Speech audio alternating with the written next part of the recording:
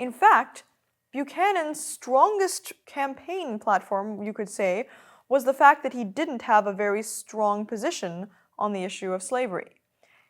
He was a Northerner, but he wasn't a strong abolitionist. And this made him a lot like the president who came right before him, Franklin Pierce, another Northern Democrat who wasn't a strong abolitionist. Both presidents, at the time and since then, have been greatly criticized for not taking a stronger issue on slavery and for pushing the country closer to civil war by being too friendly to the South. But can anyone really be surprised that that's what happened? After all, both of them basically built their campaign platform on the fact that they were wishy-washy. They didn't have a strong stance. That was what the Democratic Party liked about them, because the Democratic Party was very divided on this point.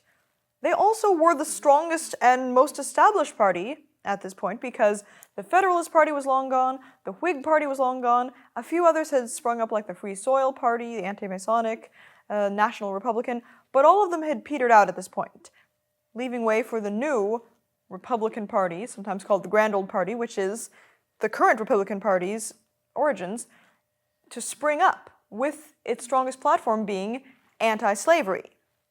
But Democrats weren't ready to make such a strong stance.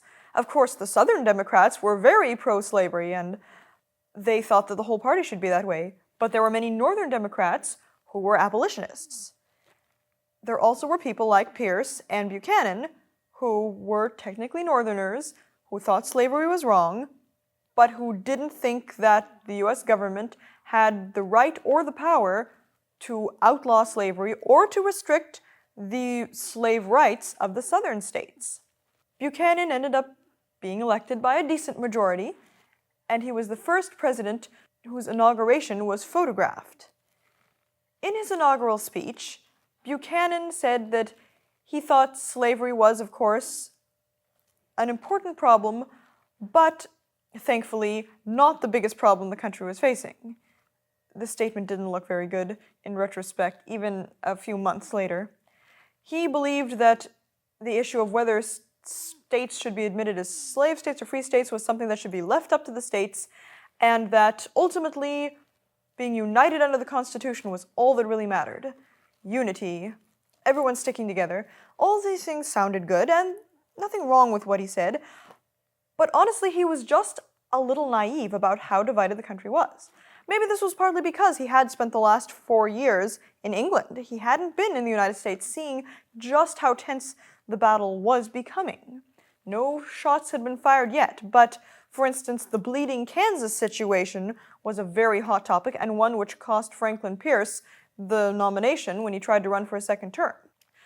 When he made the issue of Kansas being admitted as a slave state or a free state something which the state would decide in the Kansas-Nebraska decision, that was a very unpopular decision because most Northerners thought it went against the Missouri Compromise, which had been passed years ago under James Monroe, saying that new states would not be admitted as slave states if they were north of Missouri or west of it. And Kansas was north of that, so that abolished it. And James Buchanan went along on the same principle, trying to get Kansas admitted as a slave state. So the Northern abolitionists began calling him a doughface, and that was a term used for Northerners who were Southern sympathizers.